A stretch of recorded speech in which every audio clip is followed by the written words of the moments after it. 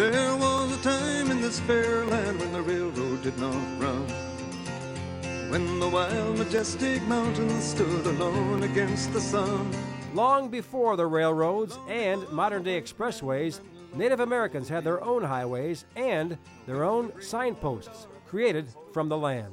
This is a Native American trail marker tree. These would have been shaped by the Native Americans and used to guide them to destinations through the dense forests. In his new book, Native American Trail Marker Trees, Marking Paths Through the Wilderness, author Dennis Downs explains that trail marker trees were formed as saplings. The Native Americans fastened the trees to stakes, and over the years, they took form to point the way to key destinations. They simply bent them over and then let them retain that shape, removing the end of the tree 5 or 10 years later and letting 1 or 2 limbs go up. This let them know that it was shaped by man. In other words, when they saw this, they would know that that was a tree shaped by their ancestors, and it would last for hundreds and hundreds of years. They would lead you off of main routes to things that the Native Americans needed, like fresh water supplies, exposed areas of stone that they used for either ornamentation or to shape their weapons and tools. Dennis has spent almost 3 decades of his life and burned out 3 pickup trucks to search for trail marker trees all over the country.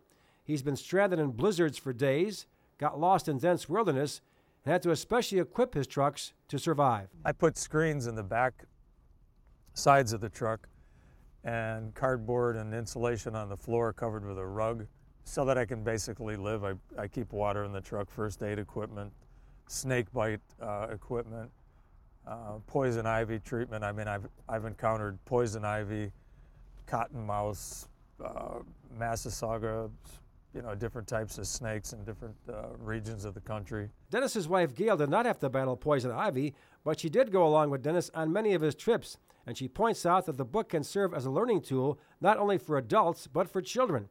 It's a good read and presents the history of the many Native American tribes who created the trees, as well as the history of the communities where some of the trees still exist. I really think in generations to come, they will so appreciate the fact that there was someone who cared and had such a passion for the trees, because to have a compilation of all of these trees in one document is something that's never been done before. So it's really kind of neat because historically it will always have great meaning for the Indians as well as Americans in general in remembering their heritage. Dennis Downs is not only an author, he's also an artist and sculpted this bronze of Streeterville namesake, Cap Streeter. It's located at the corner of McClurg and Grand in Chicago.